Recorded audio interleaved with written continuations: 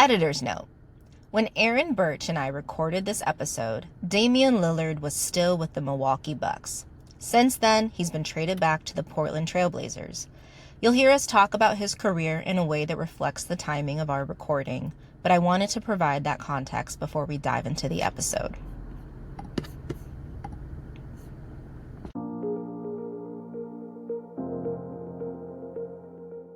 Welcome back to Cultivate Talk. In today's episode, I'm joined by Aaron Burtch, a broadcaster, educator, and researcher whose career has spanned television, sports, higher education, and even the Detroit Pistons. Aaron and I dive into the world of sports, storytelling, and community, exploring how traditions, rituals, and even something as small as a walk-up song shape the way we experience athletics. Whether you're a die-hard fan or just curious about the culture of sport communication, this conversation is full of insights you won't want to miss. Let's dive in.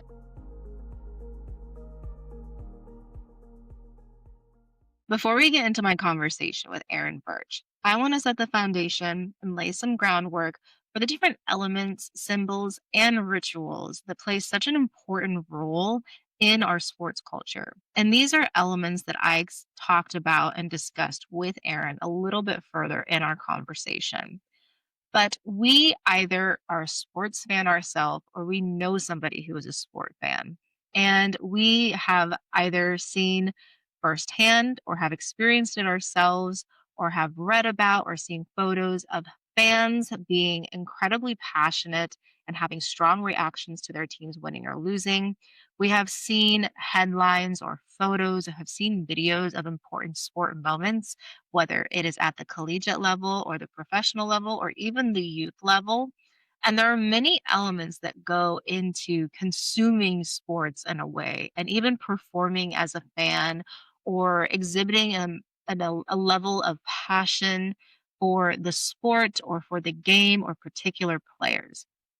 So before I get into my conversation with Aaron Burch, I kind of wanted to break down these elements a little bit more to set the stage. So obviously when we think of sports, aside from the game and the players involved, we probably think of the fans. Again, either because we are a fan ourselves or because we know a sport fan or are at least a little bit acquainted with the sport and fan culture that kind of make up and contribute to an overall team or organization.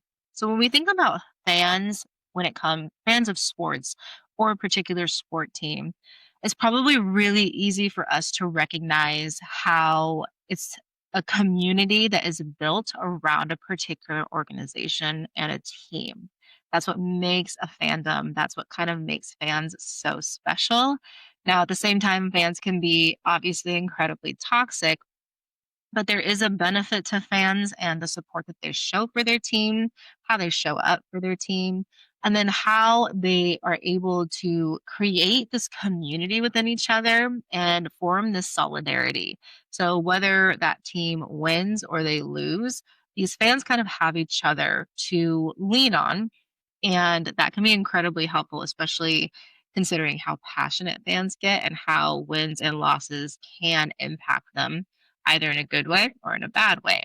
So, fans are obviously an important element of the sport culture because they contribute so much in terms of support, whether that be showing up for a game, but also contributing financially to the overall organization and forming this community that has potential and has the ability to grow massively to where a particular organization or team kind of has their brand grown in an astronomical way.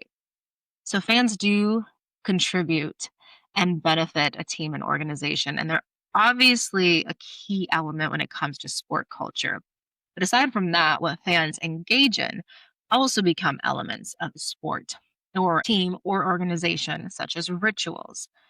Now, every team and organization has their rituals that their fans become well acquainted with, that media may become well acquainted with. And as a national brand, it might just be known that this particular team has this set of rituals, or this particular organization or this particular league has this ritual, such as Major League Baseball with the throwing of the first pitch. That is a ritual that we see in professional baseball. similar to college football fight songs. We know that that's a ritual that is tied to college football and college sports in general, and something that we will see if we attend a game, or we might see a video of it, or we might see photos of people enjoying and participating in that ritual. That is something tied to college football. And additionally, with college basketball, the cutting down of the nets in the NCAA tournament. These are all examples of rituals that we see play out in sports. And these become special moments, not because fans are able to experience them and participate in them even, but because they become a marker of history. So, a Cinderella story in the NCAA tournament, for example, those photos, videos, those memories and experiences become marked in history of a particular team who wasn't supposed to make it, making it and cutting down the net at the end of their win.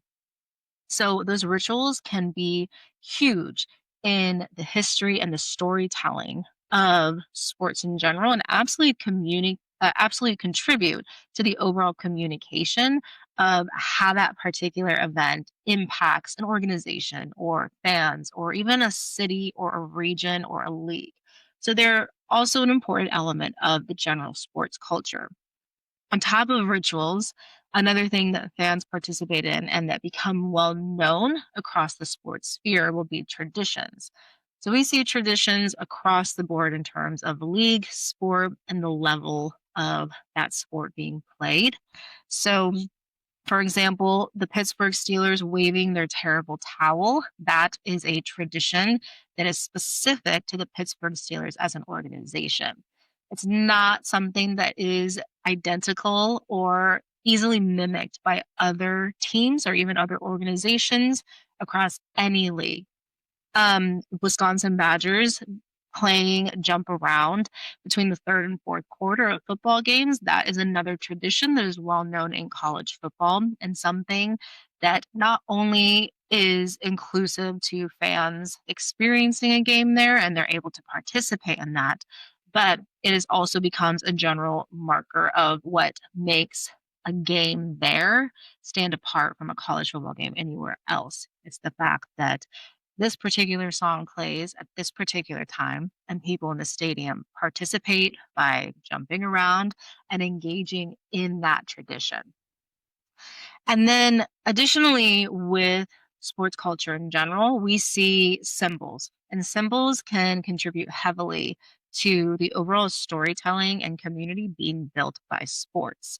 So, symbols such as jerseys or walk up songs or tailgating and chants, these are all elements that can contribute to the general symbols that are tied to a particular team and therefore tied to a particular fan experience, a particular story being told about that team, important jerseys, like we kind of get go back to this idea of jerseys being retired because those particular players were deemed worthy of their jersey being retired because of what they contributed to the organization, whether that be several championships, whether that be, Hall of Famer football players, those jerseys get retired and that becomes a marker in history and a marker in the ongoing storytelling that sports continuously provide us with.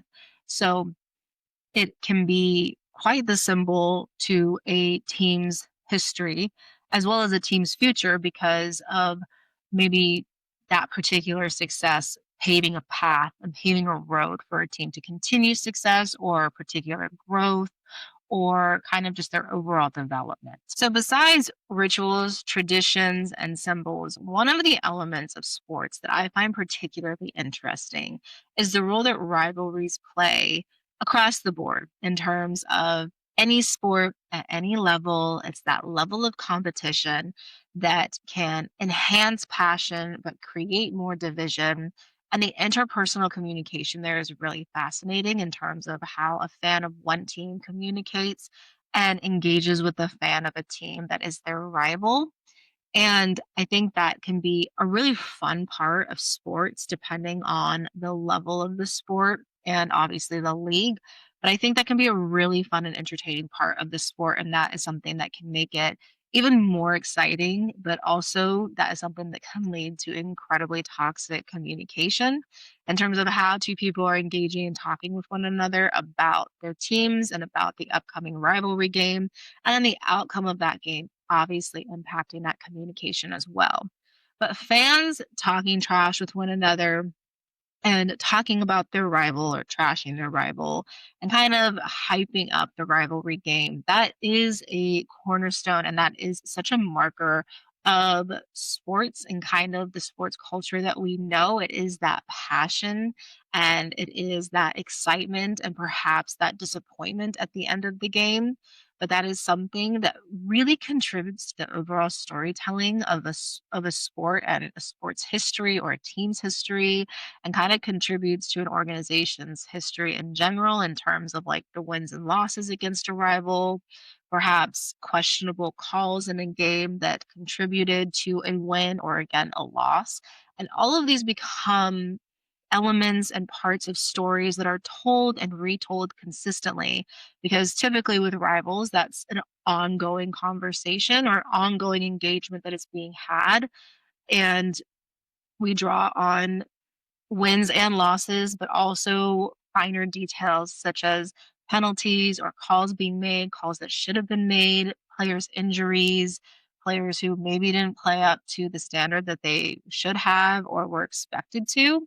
And all of these are part of an ongoing story and an ongoing conversation that is being had year after year or season after season and overall contributes to a rivalry's story and a team story and that history. So I think that's a really important element when we think about this idea of sports altogether and sports culture and kind of what contributes to it and what elements are super important in the ongoing storytelling of it are, that communication between rivals and talking about the history of a rivalry and kind of the excitement around a rivalry and things that enhance that passion as well as that division.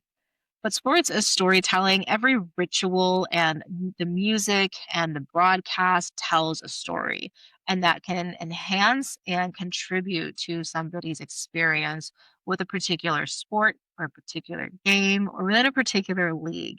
And it ties back to personal identity, to collective history.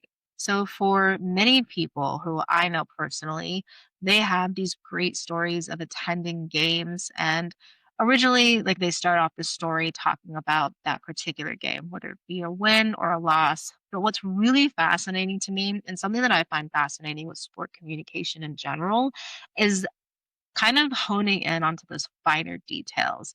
So, sure, they attended a really exciting game where their team won and it was a really great experience and perhaps the music that was kind of tied to the team that season was playing and it was nice to be amongst like-minded fans who were able to celebrate with that person. But then you kind of pull back the layers and realize that there's finer details contributing to the overall specialness of that experience, such as attending with a family member that they've never attended a sports game with before, or attending with a family member who got them hooked on a team from a really young age, or a family member who maybe is no longer with us. And it's those finer details that kind of make the overall storytelling of a sport really fascinating to me. It's kind of like not only the interpersonal relationships that are tied to a particular experience, but how those enhanced an experience. So people who I talk to in regards to sports experiences in general, about like the games they've been able to attend, the moments they've been able to see that ended up being really monumental for a particular team or organization. Those finer details always contribute nicely to that overall experience. Because, sure, it's nice to attend a game and have an incredible experience and your team win. But being able to do so with somebody who's just as passionate of a fan as you are, or somebody who is incredibly special to you and you're able to share that moment with them, or perhaps it happened on a day where good news was given or found out, or maybe there was a surprise, maybe it was a birthday, so it was a really memorable birthday.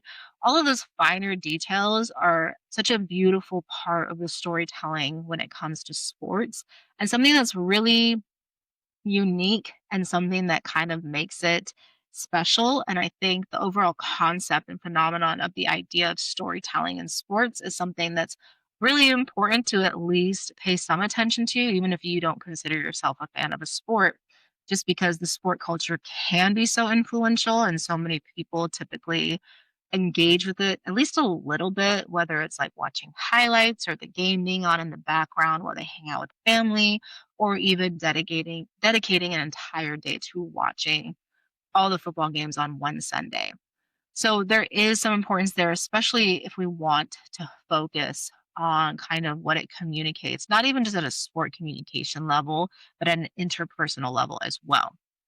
But that being said, there are beautiful things about it. I think it's important to highlight that there can be the not so beautiful parts about it, such as like the toxic communication that can come with the sport culture. And I kind of alluded to this when I talked about conflict and rivalries, or kind of the element of rivalries and how they play a role in the overall sport culture.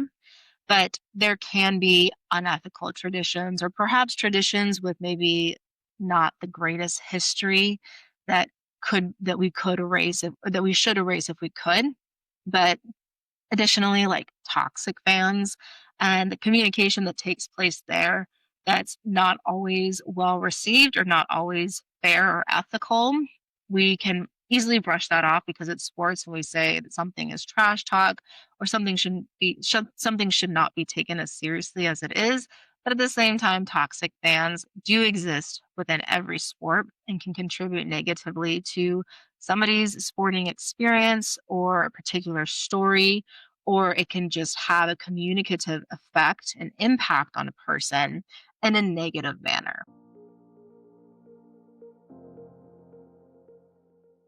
Sports aren't just about the game on the field. They're about the rituals, the traditions, and the ways we connect with each other through them. And few people know this better than today's guest. Aaron Burtch has spent his career at the intersection of sports, media, and education, from broadcasting to research to his work as the arena voice for Lipscomb University.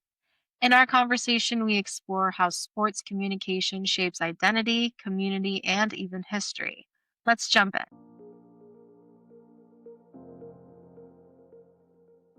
Today's guest is Aaron Burtch, a communications scholar, sports media veteran, and longtime educator with a truly fascinating career path.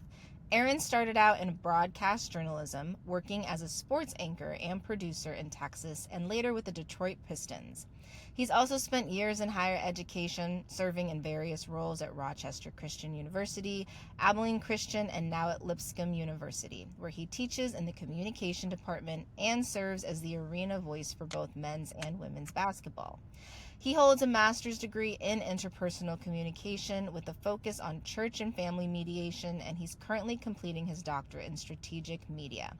Aaron's research blends sports, culture, and communication, everything from Christian rhetoric and Field of Dreams to the psychology of an athlete's walk-up song to MLB jersey history.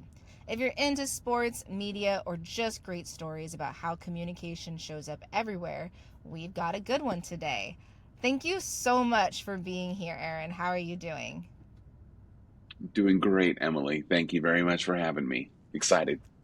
Yes, I'm so excited to have you here. As you know, I am a huge sports fan, so being able to talk about sport communication in any arena or in any way is always super exciting to me. And you have such a fascinating and impressive background that I am Mhm. super excited to have you here and kind of dive into that a little bit. So, to kick us off, you've described sports as a connector, a melting pot, and even a conflict manager. Can you unpack what you mean by that? Yeah, so I feel like every relationship that I have always usually starts off with, did you watch the game last night? Or who's your team? Or who do you follow? Or, who's your favorite athlete? Or, what college do you watch? There's always there's always something, especially for it feels like, especially for guys, that's just kind of the way because we just don't talk regularly. There's got to be an intention and a reason why we have to talk to somebody else, and that's usually the way that it gets started. And if we find that connection or even if it's like, oh, I like baseball and you like baseball, and we can begin talking about that stuff and absolutely have nothing else in common in our lives except that. So that's kind of the mobile water cooler thing that sports always seems to provide. And what's even cooler is when you get, people from other genders or other races, or that you, again, you probably normally wouldn't just have common conversation with. Sports just is the equalizer that brings us all together. It's also a good way to kind of break the ice when you know you're going to have a rough conversation with somebody, especially if they're a friend or a family member.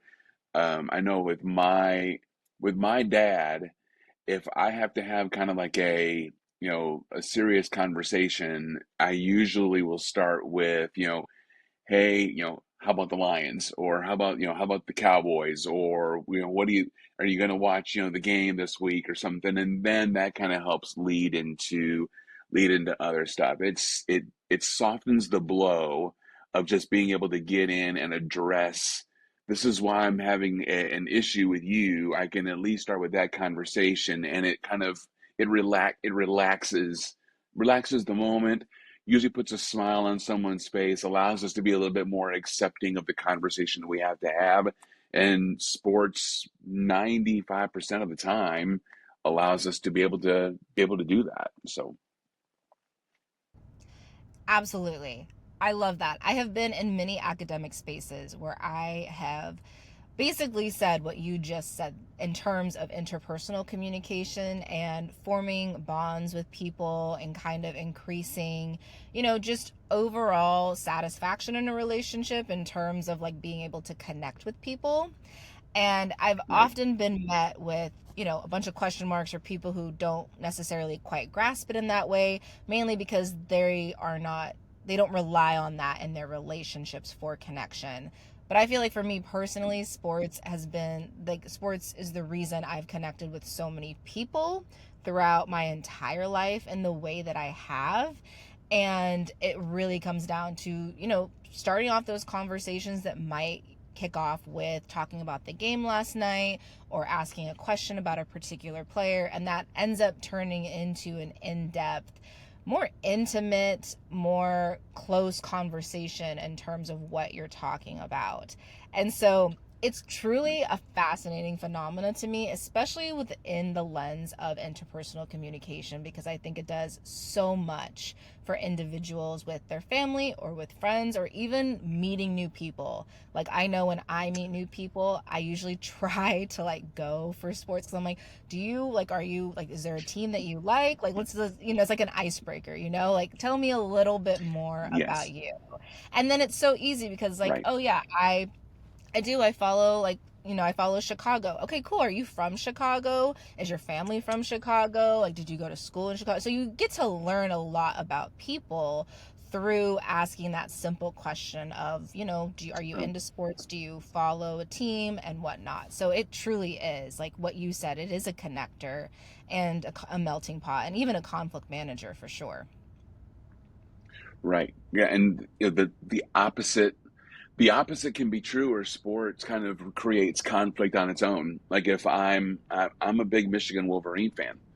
So if I ask somebody where they're from and they're like, "Oh, I'm from Columbus, Ohio."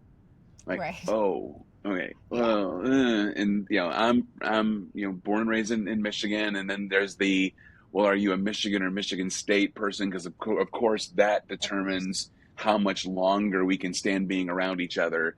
It's like, well, yeah, I'm maize and blue, and I pretty much don't like your team all year long, and I try to differentiate. It's like I'm not gonna carry my Buckeye hate over to you, because that's but I mean that's just kind of we understand and know the boundaries of, okay, we're probably not going to be able to talk about college football that long. We're going to have to kind of pivot to something else just because that rivalry is so insane. But I mean, I live in Tennessee. I was born and raised in Michigan, and even being down here, like if I'm walking around with a Lions shirt, especially the last couple of years since the Lions have been decent, good, but hey, are you from there? Are you? It's like, well, yeah, and it raises all these extra conversations about my culture and where I'm from and why I put up with being a Lions fan for so long, and it definitely breaks the ice on being able to establish relationships I normally wouldn't be able to do without sports. Absolutely. And it's always funny to me Yeah. because it's amazing how easily I get stuck when people are like, "Oh, I don't follow, watch, or keep up with sports in any way." I'm like, "Man, you just took my one icebreaker. Like, I don't really know where to go from here now." Like, I maybe I shouldn't depend on that so much, Same. but yeah, I'm like, "Ooh, Right. okay." Right. Like Let me go to the one pop thing I have. culture or something. Yeah. Yeah, exactly. Right. Exactly. So That's you've funny. spent Yeah. years as a public address announcer and broadcaster, which is awesome and super cool. How would you describe the emotional and communicative role of that voice in a live sports environment? Oh my gosh. It's uh it's so transactional to where, if the crowd's dead because the team's not good and you're the one that has to kind of, provide the hype in the arena or the field or wherever we're at. It can be exhausting. Um, but it's still great to be able to know that you're the person responsible for relaying that information and being a part of that moment. When the team is really, really good and you're completely vibing off of what the fans are giving you, it's just a high that I don't know. I don't know if people who are outside of sports and understanding what that job is really get the just the high in the energy that comes from it. I mean, there are our university I work at, Lipscomb, and we just won. Our men's basketball team won our conference championship and got the automatic bid to March Madness this year. And so the way that the conference was set up, that the higher seed in the conference tournament hosted the games. It wasn't at a neutral site. So we played the conference championship on ESPN in our gym in a full arena, and getting to be the in-arena announcer for a conference championship was electric. It takes your breath away, and there's a point where you just know I I don't have to do much. I don't have to say much. I just have to kind of give the information, and I know that the crowd is going to take it from there. And the way that I say a player's name, the way that I kind of address what's going on in the game will change based on how I feel the crowd is responding. It's a really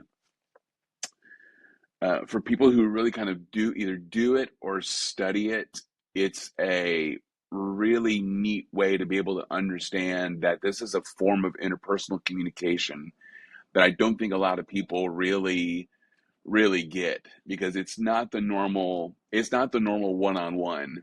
And there is interpersonal relationship with a full crowd, whether it's 5,000 or if you're a guy like Alan Roach, who's the PA announcer for the All-Star game last night for like 50,000, and everybody kind of hears and feels that deep, commanding, authoritative voice saying your favorite player's name. It's just something else, that's really hard to put into words, but it feels great to have that responsibility. I also know that I don't want to be bland in doing it. I want to be able to provide my flavor, I guess is the word I want to use to it. And that's me being genuine in that moment, because I know that after the game, or at some of the points, someone's going to say, "Hey, aren't you this person?" And I'm not always going to talk in my announcer voice. This isn't normally the voice I use. I usually go a little bit deeper and use the microphone and the the soundboard quality to be able to emphasize what I need to do, but I also don't want to be somebody that I'm not when I'm on the mic, because that's that's being fake, that's being ingenuine. So I don't want to be like super over the top with it, because that's not who I am normally. But I do want to provide the appropriate amount of energy. So there is understanding that relationship, that I'm the voice of their team, and I've been given this opportunity to represent the players, the coaches, the administration, and the fans in that moment, and to do it right. I think I answered your question, maybe. Yeah, no, absolutely. I love everything you said. And it's so true. It's such an important component to the overall atmosphere and experience for fans and kind of for a team overall. So I think it's super awesome that you get to, I mean, you have such experience in that already, but that you kind of, like the March Madness bit was probably really exciting for you. I can only imagine how electric of an environment that It was was. crazy. Yeah. Yeah. So with When you're AI, talking and you can't hear yourself, it's pretty crazy. Yeah. yeah, yeah, those are the good sporting Yeah. events, right? The memories that you Right. make, Yes. the Yes. environments are Yeah. phenomenal. So, with AI and voice Yeah. generation tools on the rise, what concerns do you have for Mm. those who are the voice of the game? Oh, Emily, many. And I feel like we're at this crossroads in academics where we're wanting to accept AI, and we're wanting to we know it's here and we know it's being used, and there's this, okay, how much of it do we want to accept, and how much of it do we want to be a part, and there's a place for it, but um there's also the desire to understand that human emotion and response is still extremely valid and important to this process. And if we really look at artificial intelligence and generation, there's still somebody having to generate it. There's still somebody having to create it. Now, AI will remember those things and be able to do that, but there's still that moment. So, as I'm doing my research and really trying to consider, I don't want to be the person that completely is, shut down AI. There's not a place for it. There's definitely a place for it. We wouldn't be able to get the data and the information and the stats and the response, when somebody hits a home run, and within 3 or 4 seconds, the launch rate, where it landed, the speed, that's all part of what AI gives us. But as an announcer, that to take the time to have someone put that information in, to be able to say it in the way that you want it to come across as a broadcast, it's time consuming, and not everything in sports is the same. Now, if I'm announcing starting lineups, I had this conversation with someone like a couple weeks ago. If if I'm doing starting lineups, then yeah, more than likely that can be done, that can be pre-produced and put in and AI generated. If someone wanted to take my voice and be able to do that, because it's going to be general hype, all that stuff. If someone wants to use AI to use my, timeout reads, because I'm reading this sponsorship thing for the fifth time in a game, and you can tell I'm getting tired of having to say the same thing 5 times, then yeah, maybe we can use it for that.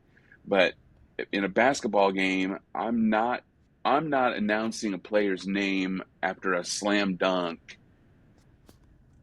the same in the second, like in the late in the first half, as I would late in the second half. Right. There's much more enthusiasm. There's a flow that goes to it.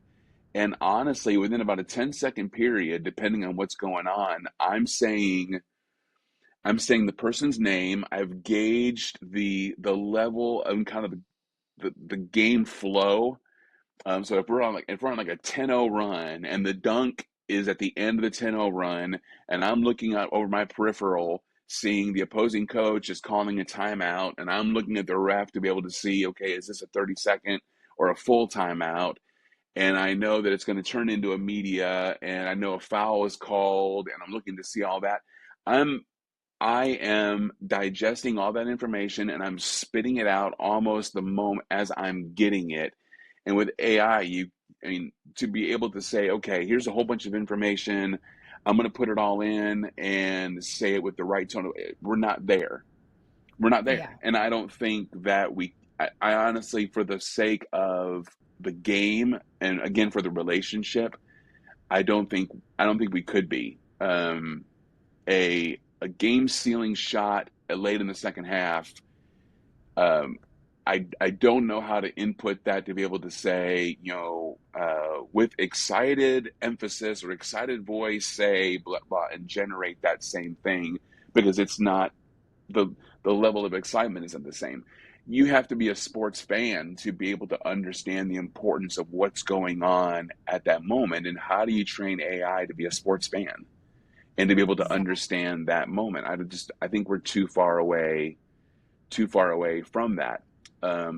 For the bigger question, Emily, is like for the last Olympics, Al Michaels donated his voice to NBC and Peacock, and was paid well for it. But for highlights, they were able to use Al's voice to be able to put together, highlights at the end of the day. And as a viewer, you could also go into the website, customize what you want, and say, I only want highlights of these sports. And NBC made it to where you would be able to get those through your email with Al Michaels' voice. Still, somebody's putting that together. So I think anytime you have something that can be produced, recorded, kind of summarized, all that, I think we're definitely there. We've already seen it happen, and we've already seen top talent give their voice to it. But for live in arena at the moment, the emotion of the game is just it's too heavy and too fluid to rely on computer generation. That's just my 2 cents. Absolutely. I totally agree. I can't imagine live sporting events going to something like AI because it absolutely takes something away from the experience. And I don't know about you as a sports fan, but I feel like so many of like the more funny posts I see on social media are about like maybe those slip ups that sports announcers make or those funny things they say while on air. And that's like such a part of the experience. Like once again, it creates a memory Right, or it creates a funny moment that sports fans never forget or they remember for a really long time and continue joking about it. right. And it seems Yeah, small and it seems silly, but that is something that contributes to the overall experience of being a fan. true. I mean, and I think what makes sports great is that it it humanizes, everything. And I think Right. what we unfortunately there's some part of sports that we just kind of always expect certain things to happen, and sometimes we forget it's like these are still human beings who are some of them are paid really really well at the pro level, but they're still human beings doing these individual things with the talents that they have. There's a lot of like you said, a lot of announcers like Kevin Harlan, who I I love hearing him call basketball, and I love watching him in some of his side videos how he conducts his analysts, next to him. Like for example, there was one play I think 2 or 3 years ago in one of the March Madness games where I think it was Furman or something like that. They were coming back. It was like a first round game. They made this crazy comeback against Kansas or Virginia, and the shot that sealed it, he basically said something, and then he wanted silence. He didn't want anything going on, but he had to make that decision in that call at that moment. So there's a video of him and his team kind of at their booth on press row, and he sticks his hands out over his analysts just to kind of let them know it's like, hey, don't talk, don't say anything, just let the crowd take it from here. And it was one of those just awesome awesome moments with the long pause that it just gives you chills because the silence added to the moment. but again, the human being that and the experience that Kevin Harlan had in that exact moment led to this moment, this crowd noise taking over, and it was appropriate, and it was the right thing to do at the right time. That just kind of lets us know that we're experiencing the same thing, and we're all in shock together, and we want to have that moment where we're just kind of all in our feels with it. Yeah, So yeah. absolutely. I love it. So, shifting gears a little bit, I want to talk about your first paper that you and I have previously talked about. I love that it was on Christian rhetoric and field of dreams. What did that analysis reveal about how sports stories shape culture or belief? So I think there's this balance where people are like, some authors are like, no, I didn't intend for this to be spiritual. Like, well, it's in there. I mean, it's thick. I mean, and you've got people who have been, especially with Field of Dreams. There's so much. There's so much additional research out there to define, even um, even the space when the old doctor that they find in Minnesota that had only had one at bat.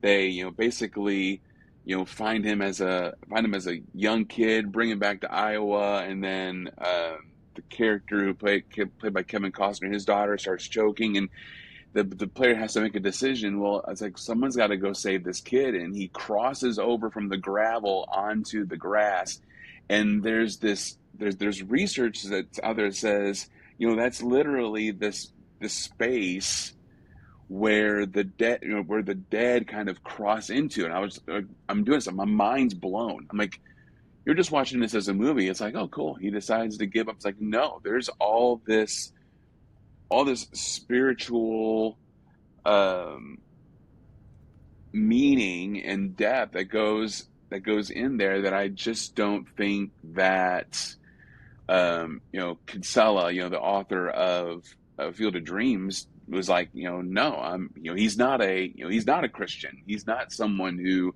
really thought about making those connections. And in some analysis, he was kind of perturbed that that's where people went with it. But it's all in there, and it becomes part of our culture. I think by looking at movies like Field of Dreams and having that rhetoric and language in there, it allows us to kind of open up our hearts and our minds to things that normally wouldn't be considered. The space of going into the corn, and we turn into spirits, and the spirits come out of the corn, and all they want to do is play ball. And they ask the question, the dad at the end asked the question, is this heaven? Like, no, it's Iowa. It's blatantly in there for us to kind of consider and think about. And ever since I've written that paper, almost every time I try to think about something, it comes from that tone. Now there are some sports movies that definitely are not, they don't even touch the subject. But anytime there's kind of like relational, or anytime there's something that it's hierarchical, it seems like it can't be, something that can't be explained. It leans into that, a little bit. And I think more people are willing to kind of accept and understand, no matter what their religion or their background is, that we're not meant to just kind of take things as is. We want to add meaning and purpose to what we're listening to and what we're watching. And Field of Dreams just sets that. It just sets that up. If it was just a baseball movie about a guy who ruins his life and his family, and tears up his corn and builds a baseball field, and like the rest of the neighbors, like, well, this guy's an idiot. He was losing all of his income because he's listening to a ghost. If we were just to take it as a surface, man, it's just kind of a sad way to look at it. I mean, to be able to look at it next level and really, really consider what's going on there, especially from a spiritual, deeper meaning perspective, I think elevates everything that we do. And sports, again, uh, sports provides that platform. Absolutely. Kind of piggybacking off of that, sports films often serve, like you just said, as more than just entertainment. Do you think they shape how we communicate values like loyalty, toughness, or redemption?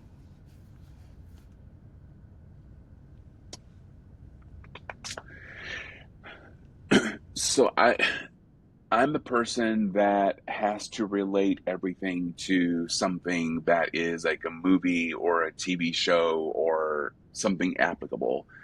Um, like the city of Philadelphia, their big the city of Philadelphia, besides the Liberty Bell, their biggest icon is a statue of a fictional boxing character.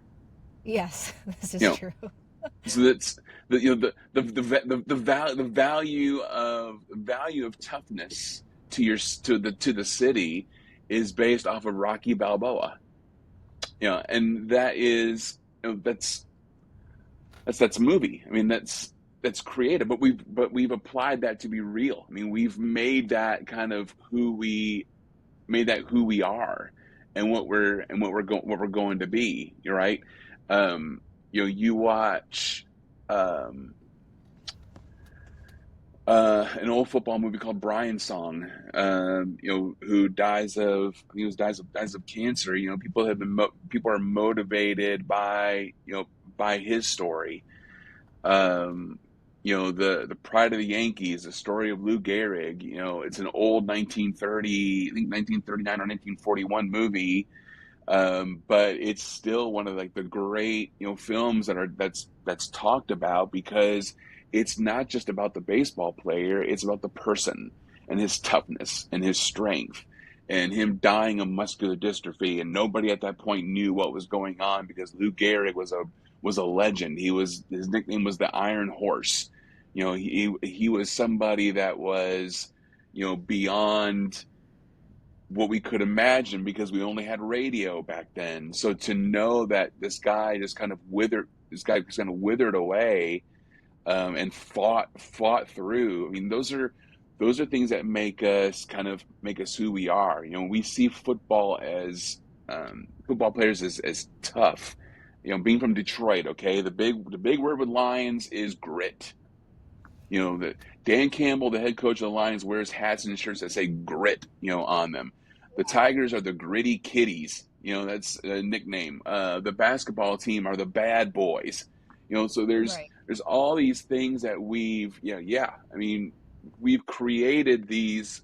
Even though it's only attached to maybe one season or a little bit of an era. Well, now it's become the city. It's become who we are. We're blue collar. We're grit. We're tough. We're value. We are, all these things. We're bad we're bad boys to a point. Um, Granted, Detroit in the late '80s and early '90s was not, a great place to be around, but it's still part of who they took. And I think that is I truly believe sports really feeds into that. I know that sports teams, when they look at like marketing and branding, they're like, okay, what things identify our city? And when we look at players that we want our team to root for, we obviously want them to be good, but we also want our fan base to be excited about who's on our roster. We want them to represent, what this city, is about. You hear that a lot. No one's drafting these, really soft, really super nice guys that aren't willing to work hard. They're not willing to go in the extra mile. They're not bringing in their A game. They're always giving over 100%. They're always super tough because they represent the blue collar worker. They represent the city that the team is in. And so I think that speaks a lot to value ethic, who we are and who we want to be as individuals, and who we want to be. don't mean to ramble here, but one of the basic things that we talk about in marketing communication is, Michael Jordan Michael Jordan signing with Nike. People didn't buy shoes because it had the Nike swoosh. They bought Nike shoes because Michael Jordan wore Nike shoes. Yeah. The whole just do it thing was frosting on the cake. We didn't buy Nike shoes. We bought Air Jordans, and we paid out the nose to be able to get them, because we wanted to have that connection, that brand, that value of being to be like Mike. So yeah, those I 100% feel that feeds into who we are. Absolutely. Totally agree. Love everything you said. The Rocky Thanks. Balboa statue and the Air Jordans is a great connection to kind of just conceptualize it all. So like any sports fan who, I mean, I know as an Oregon Ducks fan my entire life, I have had my fair share of sports grief. So your work on sports grief is incredibly fascinating to me. How do fans process a team's loss, or worse, a franchise leaving town, in ways that mirror other types of grief? Like, what have you seen within your work of sports grief? And when I read this work originally, I was like, man, maybe I made the mistake of going into the type of grief that I personally do work on. I should have gone into sports grief, because I feel like I have a lot of personal ties and passion behind this very concept. So I want to hear your thoughts. So how do fans process a team's loss, or even a franchise leaving town, in ways that mirror other types of grief? It took a while for people to Baltimore, when the Colts left in the middle of the night, to leave for Indianapolis to recover from their team leaving. The Seattle Sonics, who are now the Oklahoma City Thunder, are still waiting for a team, to come back to them. So there's all five stages, denial, anger, bargaining, depression, acceptance. Those are all intermittently there. I mean, we don't look at it as, well, I mean, this is the loss of someone. Well, from the sports fan, yes, it is. I mean, you took away our history. You took away our players. You took away our memories. Um, I haven't had to go through that as a Detroit fan, but I will say that when the Tigers shut down Old Tiger Stadium and moved into Comerica Park, that was tough. So they Yeah. they celebrated the 25th anniversary of that stadium this past weekend, and I said to somebody, I was like, how is that 25 years? It's like I'm still missing the old ballpark. I mean, guys, that's 25 years ago. I mean, that's how it sounds ridiculous, but it is at the heart of, you lose childhood, you lose memory, you lose connection, and so you have to go through those stages to be able to get through those. When a player that you love leaves to go to another team, which happens so much more now in this free agent era, it's tough. You don't understand why it was so easy for them to it's like a divorce. Yeah. You don't understand why it was so easy for them to leave, and you're stuck, here with the remains of what's left. And so Right. it's like, well, do I leave my team and go with my other parent, to their new city? Or so you there's a lot to unwrap there, that individually, um, we all have to go through and recognize, because it's valid. One of the things I found really amazing was the high percentage of sports fans who, when they go through grief, the level of stress, because they don't recognize their team anymore. They don't know what to do. There have been cases where people have died because the level of stress and anxiety overtake them so much. They don't know how to be able to process and handle that. That's how serious it is. Right. And it's kind of got, not necessarily with a franchise leaving town, but with losses, or kind of what you were saying in regard to players and coaches leaving for other teams, or maybe even retiring unexpectedly. it's a bit of that disenfranchised grief and that big question of like, oh, what could have been, right? I feel like that's something Right. that sports fans are continuously asking Oh, themselves, like, what could have been? Like in your case, like what would have happened if Detroit didn't lose their lead late in the game? What could have been if that player didn't get injured or if we made a different decision on third down? And it's just like those right. questions kind of swirl in the process of coming to terms with the fact that your team lost and that was the end of the road for them, or that coach Yeah. bailed for another university and that was the end of their tenure at yours. And it's just like Yeah. all of those questions. And it's Man. super fascinating to me how fans handle that, specifically how fans handle players and coaches leaving, and like the initial reactions of anger or melting down or saying all the mean things or saying, yeah, we'll be better off, like he wasn't good at XYZ anyway, even though the previous week Right. he was good at everything. Right. So it's such a Right.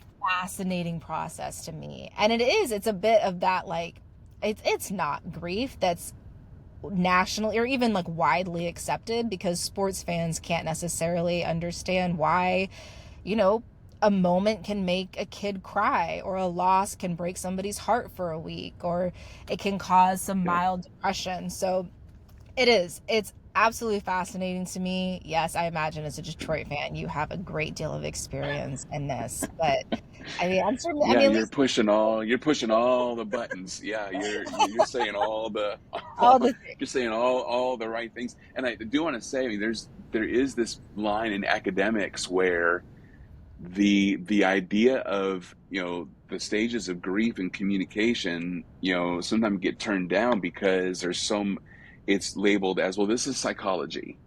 And so we Yeah, really don't want to get into that. It's like, well, the psychology determines how we communicate it. it's so So true. we've got to process the one to be able to get to the other. So yes, those Yes. two worlds have to live together to be able to understand. It's like, wow, why hasn't Aaron said anything in like a month? Right. Why is Aaron on social media and just posting like, sad pictures of, his sports logos or something like that? It's like, well, this is True. why we have to understand the why to be able to know why they're communicating that way. Yes. Yeah. It's true. I heard that so many times in grad school of like, well, you're walking that fine line of psychology. And I'm like, well, just stay with me for a Yes. minute. I promise I'm going to get back to communication. But they are so intertwined. Right. And yes. And the social Yeah. media thing is so real. Like, I'm a Portland Trailblazers fan. And I think the first year after Damian Lillard left, I was like, just every photo or video or like memory that would pop up on my timeline, I was just like, nope, not ready to like Well, fully come to terms with that. I can't believe this is the direction we're headed. And it's true. yeah. I mean, that's kind of this is something else that I've brought up casually in academic conversations. The role of social media for sports fans has become Mm, such an outlet in terms of not only necessarily forming connection, but like that solidarity. Like, oh, we just mm, lost and I'm heartbroken, but you're heartbroken too. That kind of makes me feel better, even though I don't personally know you and I'm not face to face with you right now. But like collectively, I know there's people out there who are either just as heartbroken as I am, or even worse. So it's interesting how like that group kind of all works together. right. And it also helps to be able to know that someone is, well, this sounds horrible. Someone is a little bit further on the edge of the cliff than you are, and you see Yeah. them there, and you're like, oh, okay, yeah, I don't need to be where that person is. I'm gonna, I'm gonna peel back, a little more, or try to reach out and help them kind of put all this in perspective. And you know, I, I have no idea as a sports fan what we did, before social media to be able to have the group think and the group share, that we have, and the immediacy of, there's absolutely nobody else that's feeling the way about this that I am. I feel like a moron, or my wife's looking at me like I'm an idiot because I'm upset and don't want to talk, and I go on. It's like, oh, okay. There's 50,000 other people that feel the same way. Great. I can I can relate and move on. Yep. Exactly. Yes. So true. Yep. So, why is studying sports communication rather than just sports itself so important right now? I think that's a good segue for what you just said in relation to social media, but I would love for you to expand on that a little bit more. Yeah, so I teach about 2 to 3 sports media classes, sports reporting classes at Lipscomb as an adjunct, and we we really kind of lean into the ethics and the responsibility of telling the story that we're given to do. So sports communication, to some is, well, I'm on Twitter and I'm plugging away and I'm saying whatever I want to say, and that's communicating. Yes, you're putting something out there. You've sent. There's a receiver. The communication model. Yada yada yada. Understanding sports communication, though, to me is understanding what you're putting out there has value, has meaning, and you are responsible for the words you put out there. If you're going to put something out there that is just completely, fabricated, then as someone who wants to be a journalist, someone who wants to be in the media, your credibility is on the line every time you go on a site or you do something. And that's what I really want to get across to my students is that, in this world of feeling like we can say anything we want, anywhere we want, at any time that we want, there's somebody more than likely on the other side of that looking at it and being like, who's Aaron Burtch? And why is he saying this, and what gives him the right? I don't know this person. And um, there's got to be ethics and values that go into what we're doing and how we're doing it. There is understanding the power of our voice. There's understanding the power of our rhetoric. There's understanding our place, especially now that sports and politics and civil rights and all the things that decades ago we really didn't think would collide with sports have all become part of that melting pot. Um, so there is extra responsibility for us to be able to be efficient and ethical communicators in what we're doing. If I just taught a class on sports and sports history and let's talk about sports journalists and let's just watch YouTube clips and do all that stuff, I mean, great. That'd be really really fun 3 credit hours of whatever.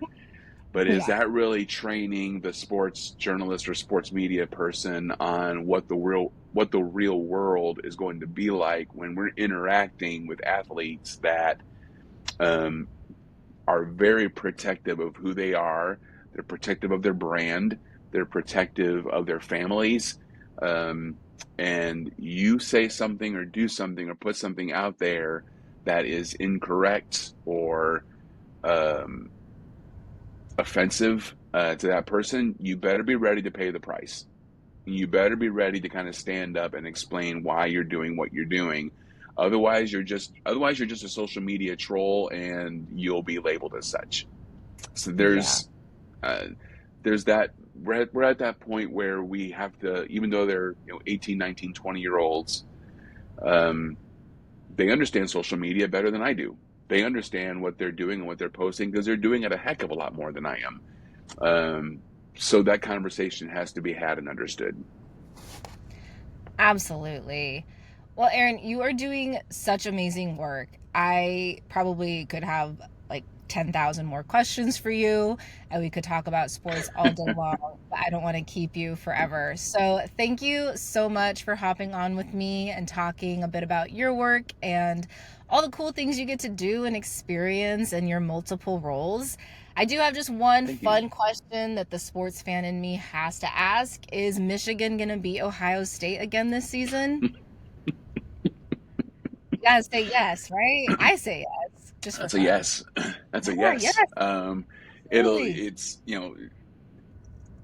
it'll be done until it's not. So we're on a nice little streak. I told this to a friend of mine the other day. I saw a T-shirt that had Michigan 13, national champs 10 from last season, and I was like, yes, like just get it in. Yeah. Anytime we can, just keep on digging. So, yeah, let's go blue, and we'll have another great season. Good luck to Yes, the you. Ducks. Thank you. Thank you. I am super excited for the upcoming season. Can't wait until Yeah, my emotional health is dependent on my football team once again. It's been a nice few months off, so it should be a good time. Yeah, right. it should. But yes, thank you so much for this. This has been so much fun, and we will Good. absolutely keep in touch and talk soon for the sake of the pod. Okay, sounds good. Thank you, Emily. Thanks, Aaron. And that brings us to the end of today's episode of Cultivate Talk. A huge thank you to Aaron Burtch for sharing his experiences and insights on the ways sports, media, and communication intersect to shape community and culture. I hope this conversation gave you a new perspective on the deeper meaning behind the games, traditions, and voices that connect us. If you enjoyed this episode, be sure to follow the podcast wherever you listen so you don't miss what's next. We've got more incredible guests and thought-provoking conversations ahead. Until then, take care and keep cultivating conversations that matter.